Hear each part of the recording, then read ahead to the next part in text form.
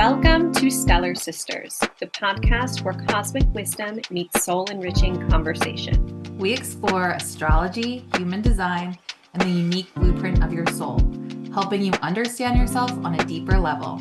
Consider this your permission slip to embrace the magic of being authentically you. Let's begin. Hello, and welcome back to another episode of the Stellar Sisters podcast. I'm Sydney. And I'm Shaniel. And today we have a really special episode. We're both going to be talking about our birth stories and pregnancy journeys and everything that goes into that. So we're excited to talk about that. As a special kind of Mother's Day edition of the show, with Mother's Day coming up. So yeah, the good and the hard and everything that goes into it. Good, bad, and ugly. Yeah. So just a little trigger warning for those of you who might be on your own journey with conception or pregnancy, or maybe you're going to give birth and you don't want to listen to these stories. That's totally fine. Please take care of yourself and just check in and see if, it's something you actually want to listen to. We'd love for you to listen to our stories, but if you're not in a place to listen right now, then just please listen to yourselves. And before we share our stories, we also want to just take a moment to acknowledge our privilege.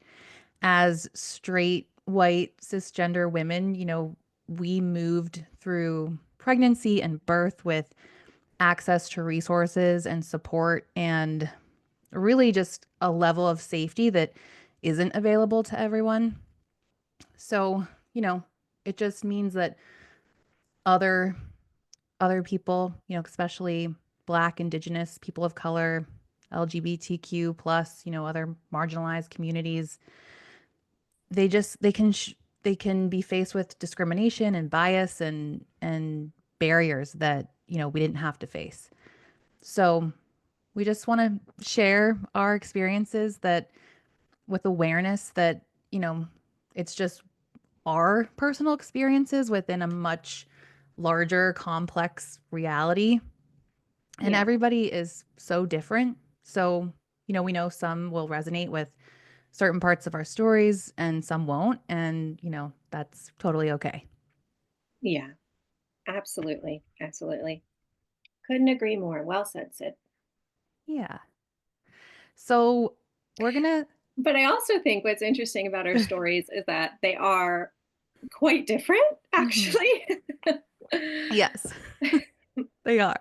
Yeah. And so we're going to go through 4 parts. We're going to start with conception, then pregnancy, and then our birth stories, and then postpartum, which is so important. And we have very different stories. So we're going to kind of break it up into those 4 parts, but tell our stories kind of together in a way so you can kind of see the polarities of it. I think it's fun to hear that. And I think it's also helpful to listen to different stories and how different they can be. So we're going to start with conception. And Chanel, do you want to go first with that one and just share a little bit about that? Sure. Yeah, I can. So my conception journey. So um I finally had a pregnancy that stuck on our 5th time trying. So we had been trying for about 5 months.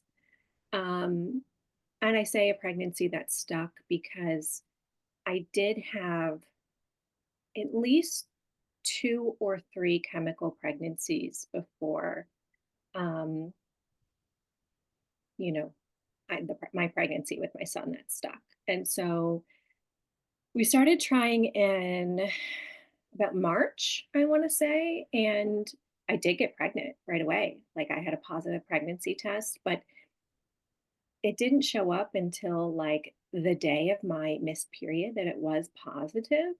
And I know that if you're trying to conceive and you're in like knee deep in that, like you can start taking pregnancies about like 9 days like post um you know 9 days after you've ovulated or Yeah. you're trying to conceive. And so I did start the pregnancy test then because it was our first time trying. And I was like, oh my gosh, Yeah. am I pregnant? So excited. Yeah. And it didn't show up. And then it was very faint, like on, but it was definitely there. And I was like, oh my God, I can't believe that this happened like on our first try. This is insane. This is crazy. And then I kind of continued to take pregnancy tests like the days after that because I wanted to see that line like get darker. And it just never did. And it was actually getting fainter. And then I got my period a couple of days after that. And I was like, oh, like, that was a chemical pregnancy. I was pregnant, but for whatever reason, it didn't stick. And so that happened our first and second time trying. Sometimes it's hard to tell if it happens again, because, you know, it's like you might be late a couple of days for your period and like maybe it shows up very faintly. I can't say for sure if it happened the third time. I think it did, but I'm not exactly sure. And then the fourth time I was like, I need a break. Like I feel like my body needs to like reset. Um, because your hormones just go crazy, Mhm. when you have a chemical pregnancy and something like that happens. At least it did for me. And the fourth time I was like, kind of try, but like I'm not like gonna worry about it. And then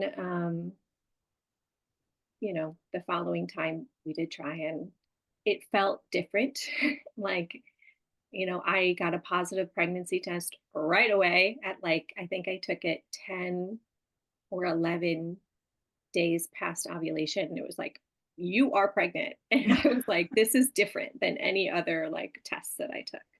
Yeah. And so I knew that that one was different. And so, um, yeah, so it took us 5 months, but um, gosh, that was like the longest 5 months of my life because just Mhm. like when you are trying, the process is so long.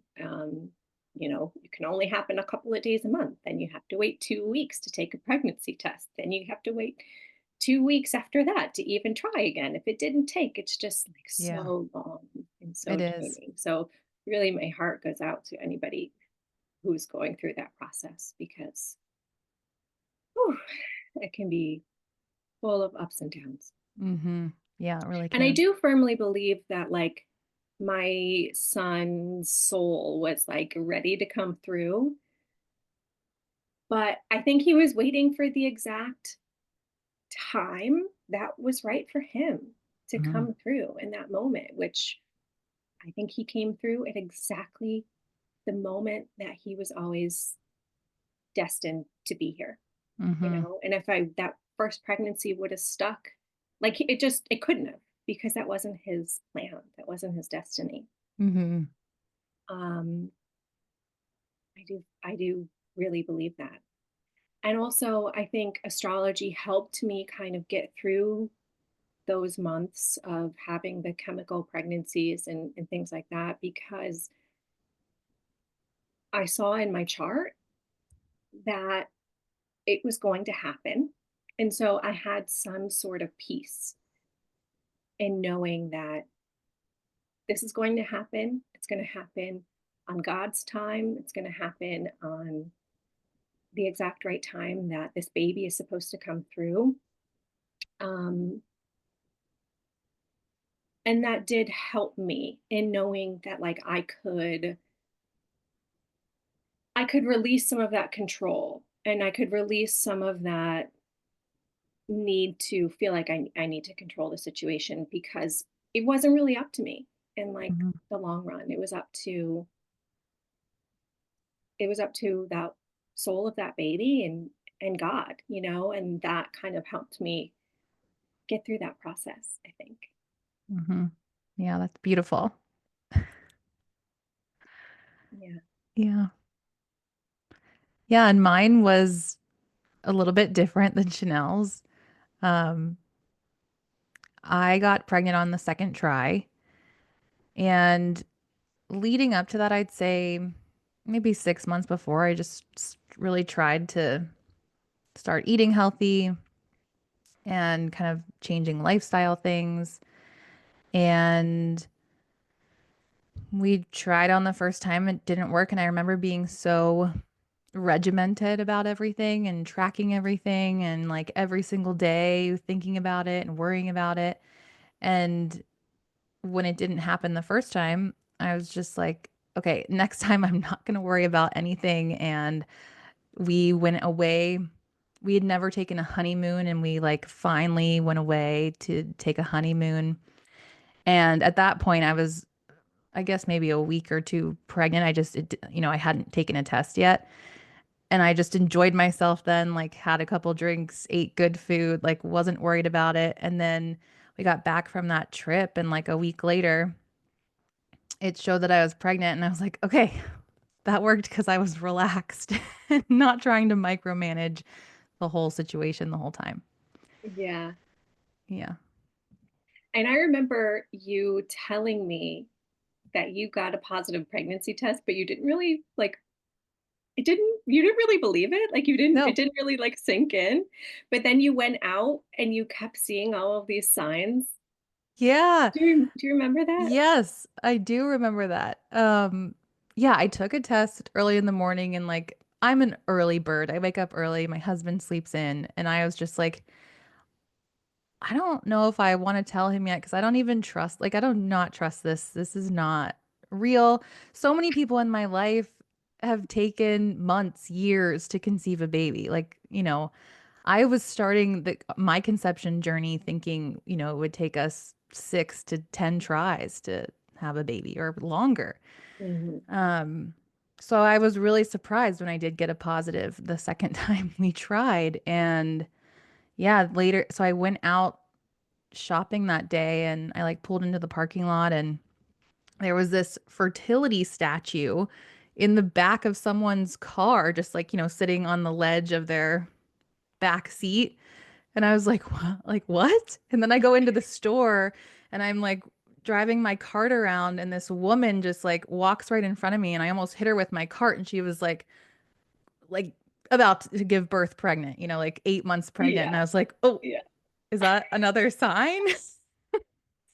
And there might have been one other sign, but I can't remember off the top of my head. But then I went home and, went to the drugstore and bought like three more tests. The one that says the word pregnant or not Yeah. pregnant. Like I needed Yeah. that one. I needed the pink one. The one I had was just like a little pregnancy strip, like the tiny paper strip. Hmm. So I went and bought all these different tests and like took another test, and like five different pregnancy tests. They were all positive.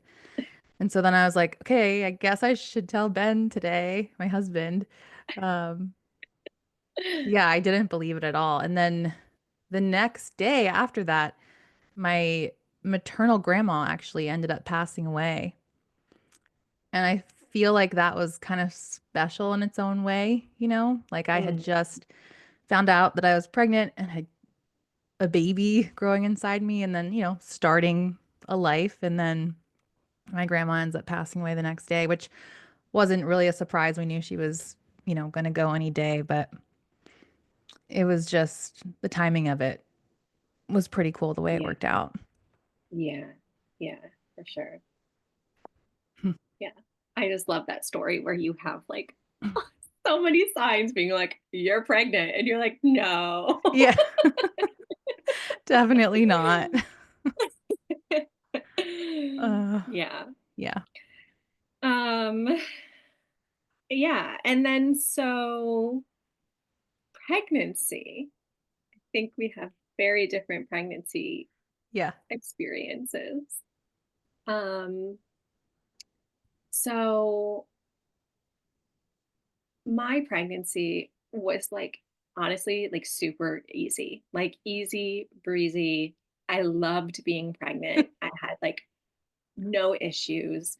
I mean, towards the end, it definitely got harder, Yeah. um, but like my pregnancy was, I loved it. I loved Did you being, feel feminine when you were pregnant? um, I've remember feeling feminine per se. I personally feel like pregnancy is so romanticized.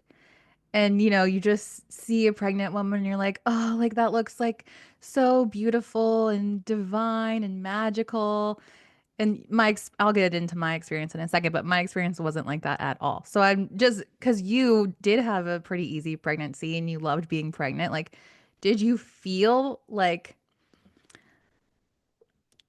magical and feminine and glowy all the time? No, no. I Okay. didn't feel like that all the time. I mean, I was very big, I would say, like, my stomach, like, I wasn't one of those people that's like, "Oh, and, like, I just have this little baby bump." Like, no, like, I was very pregnant. I definitely had the pregnancy face. I had the pregnancy nose. My nose definitely got, like, swollen, um, but I loved having a belly. Like, I loved, like, feeling my belly. I loved feeling him move in there. And Mhm. generally, I felt really good.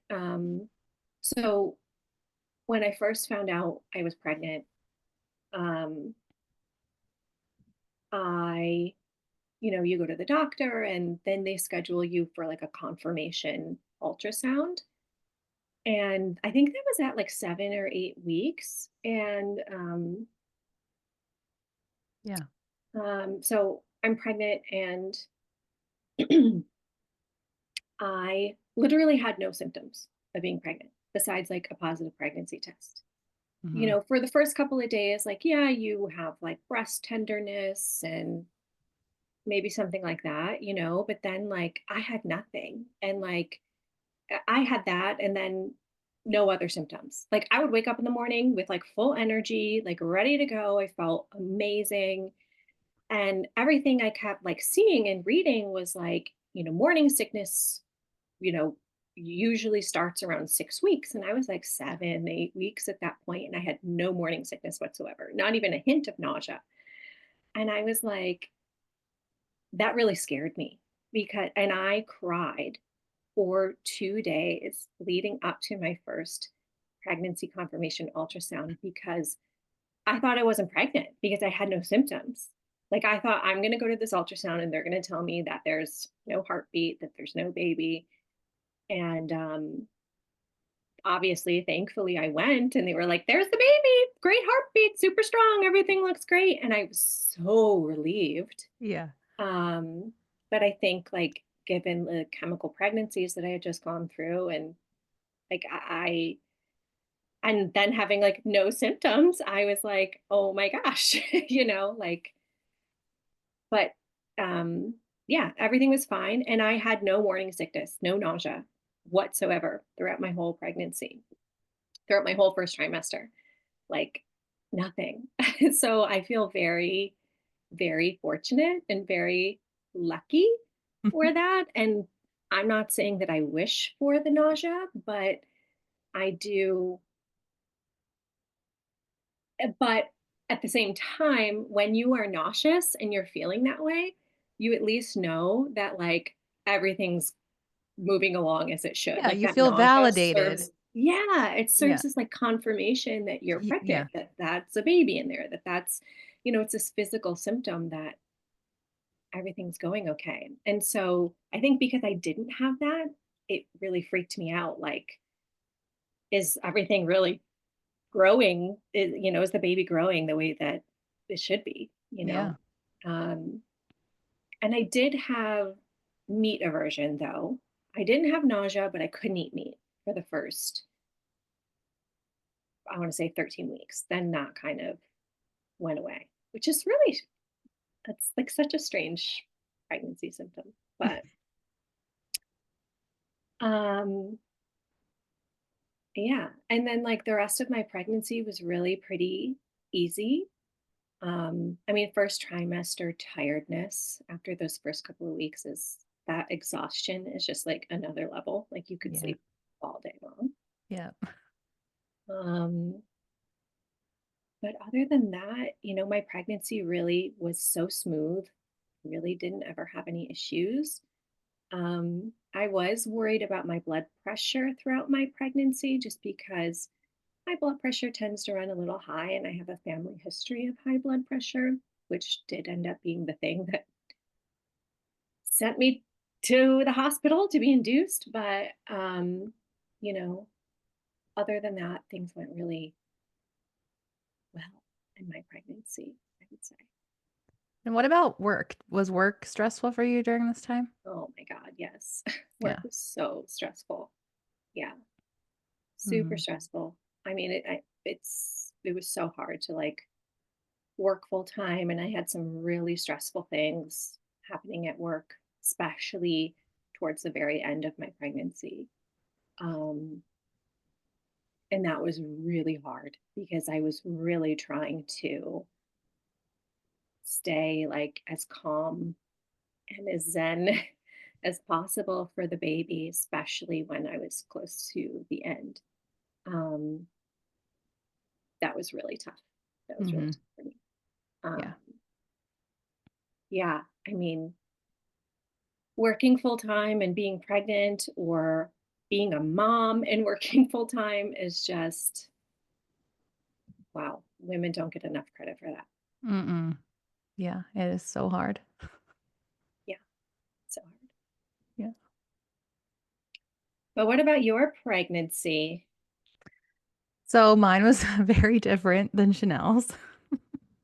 Um, one thing I had that I didn't know was normal that just want to say in case anyone else is experiencing it or experiences it, around 4 to 5 weeks. Yeah, I think it was around 4 to 5 weeks. I found out I was pregnant right before Christmas. And so I decided to tell my immediate family on Christmas Day that I was pregnant. And I told them, and everything was great.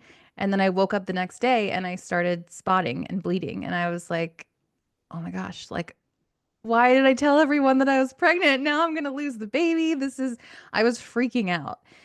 Um, and since it was the holidays, like I don't think I could really call anybody or talk to anybody about it. And we were traveling and driving. So, I just waited till I got home after a couple days and I was still spotting. Like I spotted for probably a week.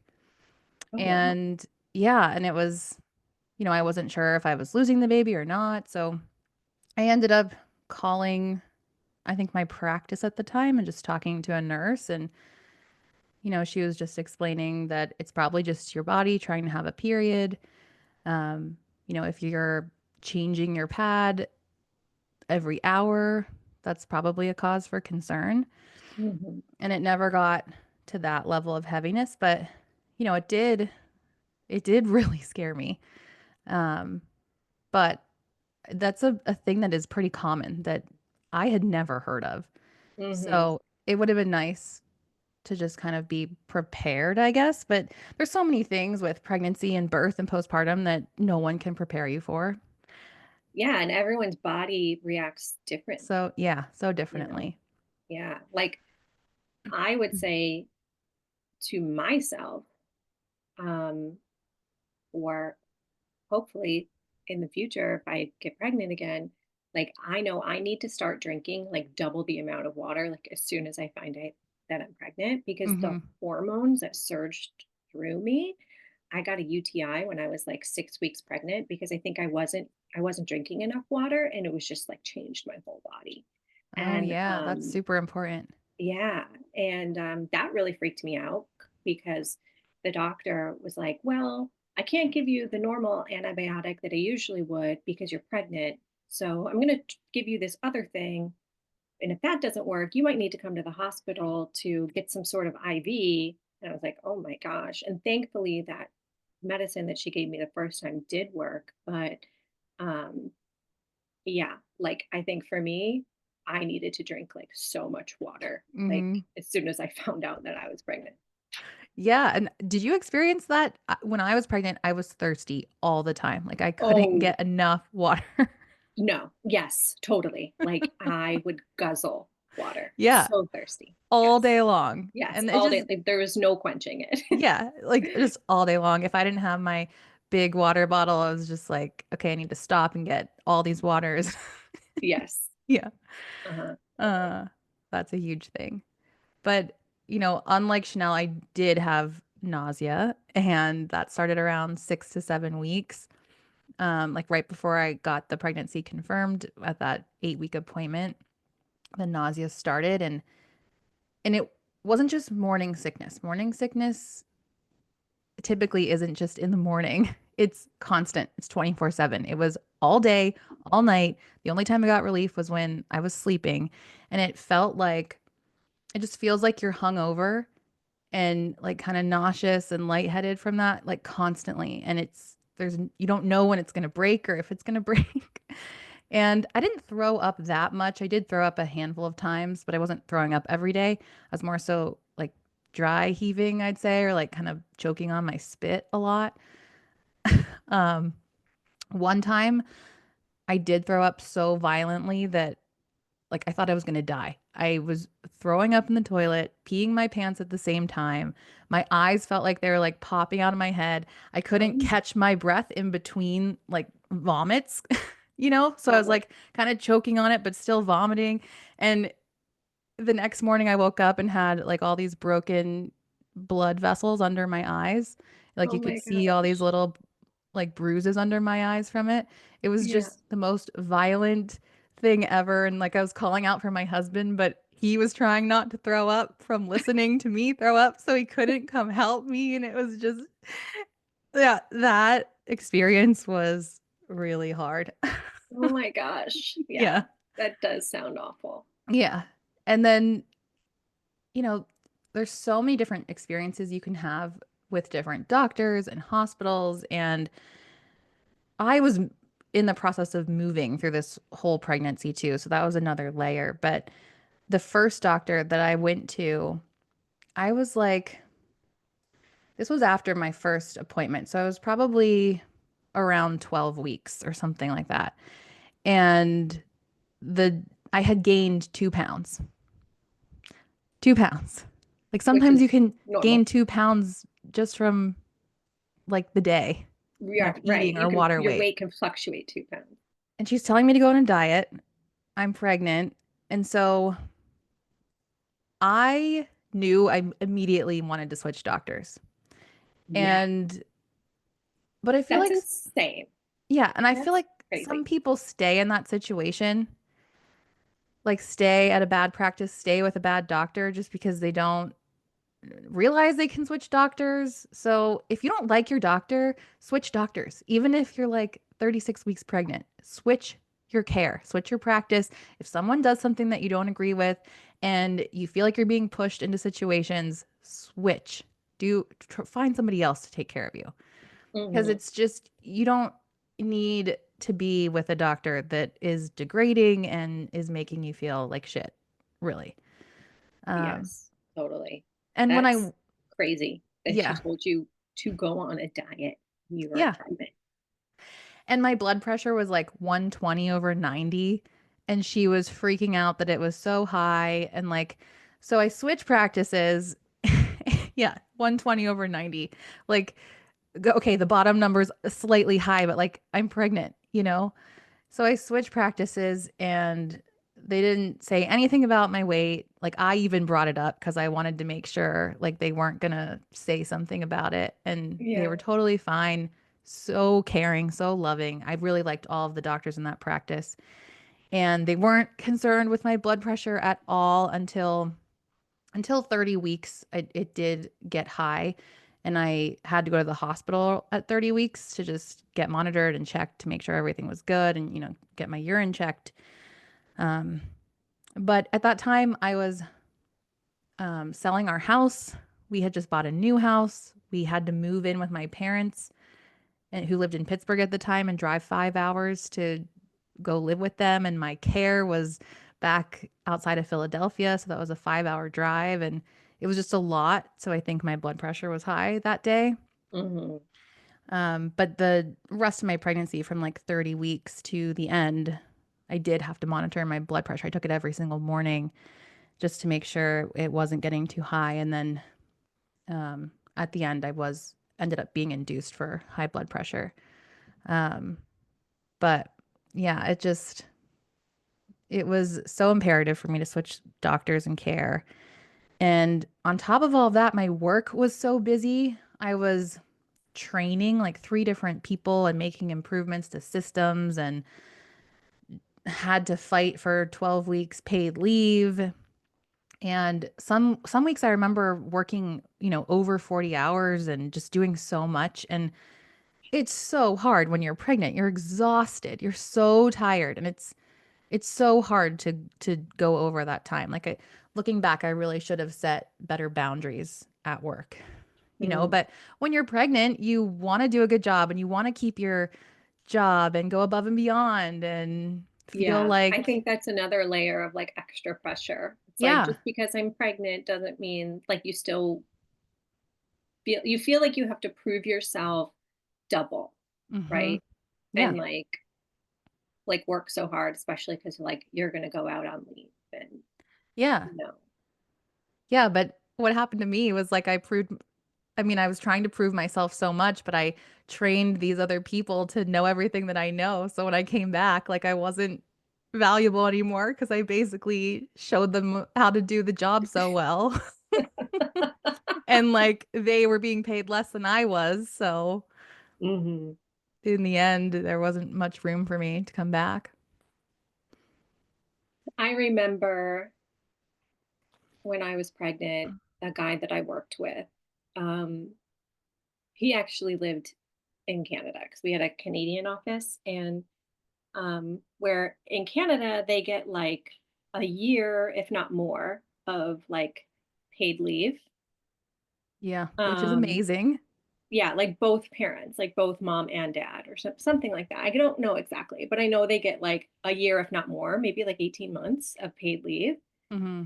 And I mean, obviously, we don't get the tier. I got 18 weeks in New York State, 6 weeks of disability, then the 12 weeks of FMLA, um, or paid family leave.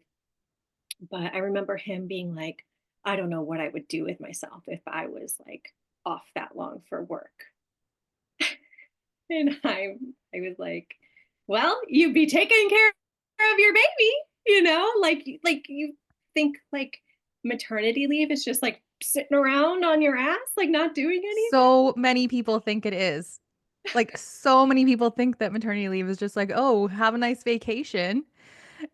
Like, you clearly haven't had a child before, you Yes, know? only non-parents would ever say something like that. Yeah, Like there was no downtime. There's no time for yourself. no, There's nothing. Like nothing. having gone through that postpartum experience, and still my son's 13 months, like it, I am working all day long taking care Yes. of him. There is no downtime, no time for myself. I mean, I have a 2.5-year-old and I'm still trying to find downtime sometimes. Like, Yeah. sure, she's more independent and can do things on her own, but you're still getting interrupted when you're trying to do simple tasks or just basically anything. Yeah. It is.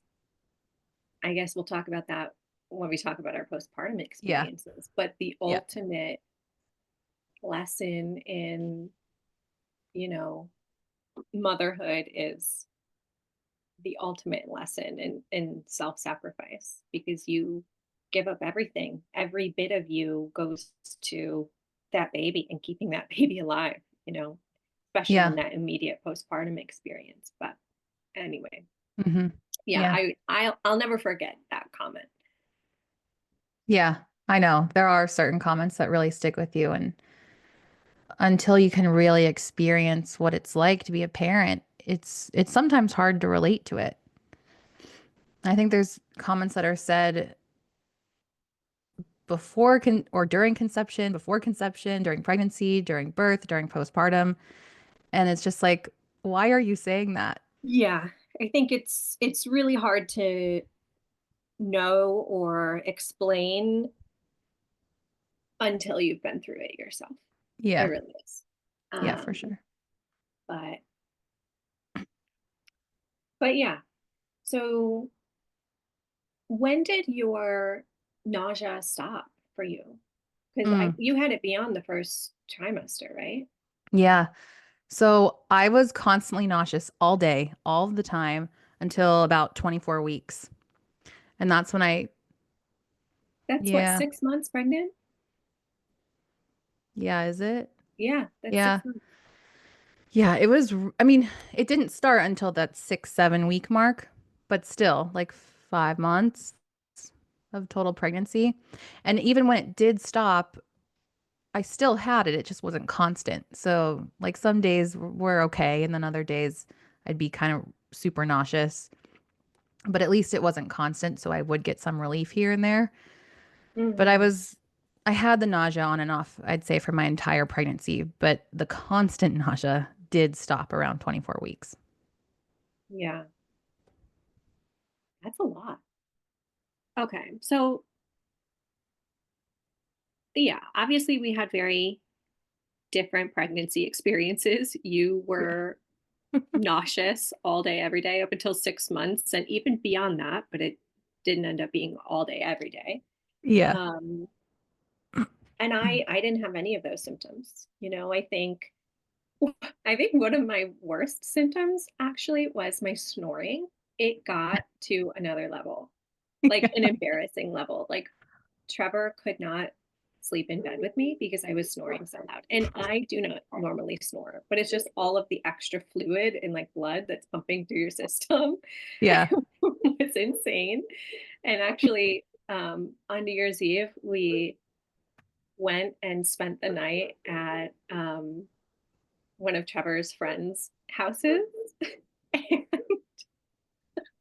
And his friend in the morning said to Trevor, "Man, I woke up in the middle of the night and I really heard you snoring in there."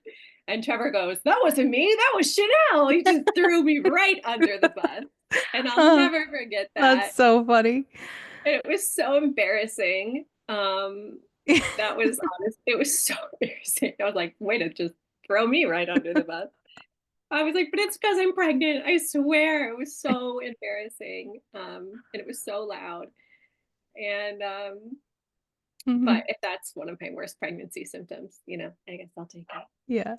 I also Um, started snoring in pregnancy too, but I mean, like in the beginning, it was so bad that I would wake myself up from it. Like I yeah. could hear it. Like it was so awful.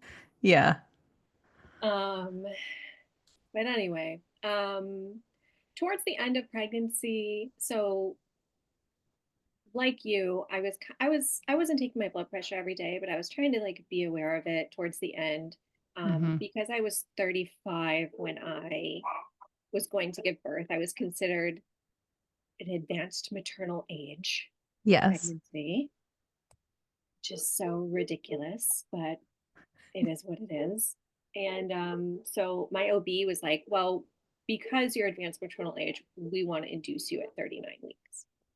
And I was like, well, if I'm at 39 weeks and everything's good, my blood pressure's good, like, do I really need? I didn't want to. Obviously, I wanted to go into labor naturally. I mean, like, who Yeah. doesn't want that, right? I mean, I wanted it to happen naturally.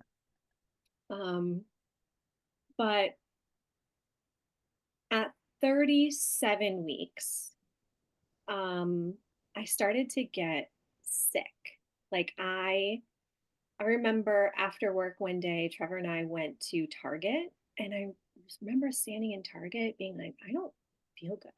Like I felt like nauseous and like I just didn't feel good. And I remember Trevor like dilly dallying in the toothbrush aisle, like looking at like toothbrushes. And I'm like, can we get out of here? Like, I really don't feel good. And so we went home and we made this like big dinner. I think it was like, I don't know, like steak and mashed potatoes and broccoli. And I ate this big dinner. And then I went to bed and I was like, oh my gosh, I really don't feel good. It felt like I was like full up to like my esophagus. Like it just felt like Mm. my food was just sitting like right there and like not digesting it. And that night I was sick.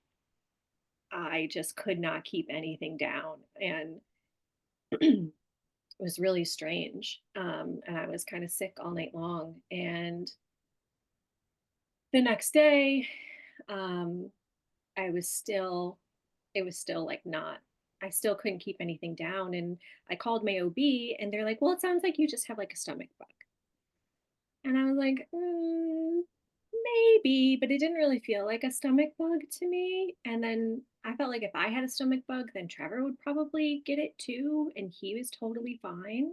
Mhm. And like that whole week, if I didn't eat anything, I was fine. I felt fine. But if I ate something, it did not sit right with me. Oh, that's terrible. For a whole week? Yeah, it was like Monday through Friday, really. And I didn't go into work at all that week. I was like working remotely from home because like I like could not, I was like so sick that I couldn't get to Yeah. work.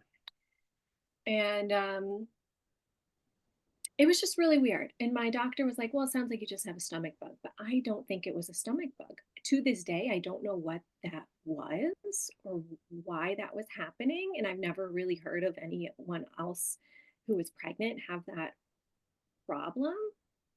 But yeah, it started at 37 weeks. And then, so that happened on Monday. On Friday was my OB appointment. And I remember taking my blood pressure that morning. I don't know. I think I just had a feeling that like something was happening. Mhm. And that Friday morning, before I got to my OB appointment, I took my blood pressure and it was really high, like the highest that it was ever been. I think it was like 180 over like 90 something, Mhm. which is like my blood pressure has never been that high. And Yeah, I it's was high. like, oh my God, this is really, really high. And after I did that, I remember I called Trevor and I called my mom and I said, I just took my blood pressure at home. It was really high. I think today might be the day. And I was almost 38 weeks pregnant at that point. And I get to the OB and my blood pressure was generally wasn't as high as that when I got to Yeah. my OB. It was like one, maybe like 150 something. I don't remember what the second number was. Um, and the OB was like, she was like, it's kind of okay, like whatever. And I was like, why am I sick all week? And they didn't have an answer for me. They just thought, again, it was like some sort of a stomach bug. And then she took my blood pressure again, like at the end of the visit, and it was like 150 something. And she was like, you know what? Yeah, you're going to go to the hospital and you're going to be monitored because your blood pressure is high. Yeah. And she was like, I can't say for sure if like you're going to be induced or not, but I would go home and I would pack your bags just in case and then go check into the hospital. And I was like, okay. And so I called Trevor. I told him. He's like freaking out, he leaves work and comes home to meet me and we're finishing up packing stuff for the hospital. And at that point, I didn't really know. I was like, if my blood pressure like goes down or evens out, I guess I could be sent home. But we checked in, we got to the hospital, and my blood pressure was like consistently like one in the 150s Mhm. um, over like several hours. Like it really wasn't going down at all. And Yeah. so they were like, all right, like it's your OB's recommendation that we admit you and you get induced. And I was like, what? I just like to hear that it's like going to happen. Like, even though like some part of me on some level like knew, I guess, it was just like, oh my God, this is Yeah, not, it's shocking. it is shocking. It is. And I kind of look back on that week and like being sick and so like uncomfortable. And by the way, when I went to my OB appointment that Friday, I had lost 3 pounds since my Wow. previous week appointment Oh my because gosh. I like any swelling that I had like went down because all of the fluid in my body just like I couldn't keep anything down. It just Yeah. was all coming out. So I lost 3 pounds in a week, Wow. which was really weird. And so I still don't have an explanation for what that was, but I do feel like that was maybe just a sign that like this is time, you know, Mhm. Yeah. because I felt because I was only 37 weeks and 5 days pregnant when I went to the hospital to be induced, I felt a little bit like, but I'm not done yet, like, but he still needs to cook for 2 more Mhm. weeks, Mhm. like I Yeah. felt a little bit like, is this really the right time? Mhm. I felt a little bit guilty, I guess, that I like couldn't be pregnant for 40 weeks, which sounds silly. No, I But don't think that sounds silly at all. like I felt a little bit like, oh, am I really ready? But I think all of that was just a sign that like he's ready to come now, you know? Mhm. And also, I know you and I were texting like, because his due date was April 1st, which is an Aries. Um, and he came at 37 weeks, 6 days, and on March 17th, which is Pisces, and Yeah. I think you and I throughout my whole pregnancy was like, is he going to be an Aries or is he going to be a Pisces? Yeah. Like, and um, I think deep, deep down, I knew that he was meant to be a Pisces. And years and years and years ago, I think this was before I even met Trevor, I just had I was visiting Lilydale, which is like a spiritual community, like full of psychics in upstate New York. And I don't even remember why I was there or what I was doing there, but I remember driving home and I just had this like download. That's the only word I can use for it because it wasn't Yeah. even like it didn't even come from me. It wasn't like a thought. It was like your first child is going to be a Pisces. And that was years ago, like years and years and years ago. But I never forgot that because it just felt so profound to me. Mhm.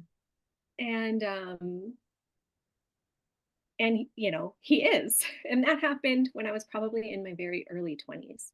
And I can't explain that. I don't know what that was. Um, but he did come 2 weeks early and he is a Pisces sun. Um, so yeah, I just feel like everything that led up to that moment of induction was kind of divinely orchestrated that he was meant to come at that exact time. Mhm. Absolutely. Yeah. And my very first OB appointment, I'm 6 weeks pregnant. I don't know the gender of my baby yet, and the doctor goes, "Okay, your due date's April 1st." And I said, "Okay, April 1st." And she said, "That was my due date with my son, but he came on St. Patrick's Day." And I was like, "Oh, that's interesting." And little did I know, fast forward to my journey, my due date was April 1st with my son, and he came on St. Patrick's Day. That's And so that cool. doctor, that doctor that I had, that very first OB appointment, was the one who was on call for my labor and delivery. Because in my practice at least, you met with all of the different doctors because you don't know who's going to be on call when you deliver. And she Yep. was the one on call when I delivered on St. Patrick's Day. And I looked at her and I was like, "You told me your son came on St. Patrick's Day, and my son's going to come on St. Patrick's Day." And it was just, it was so weird. Everything was just so serendipitous. I was just gonna say that word. So serendipitous.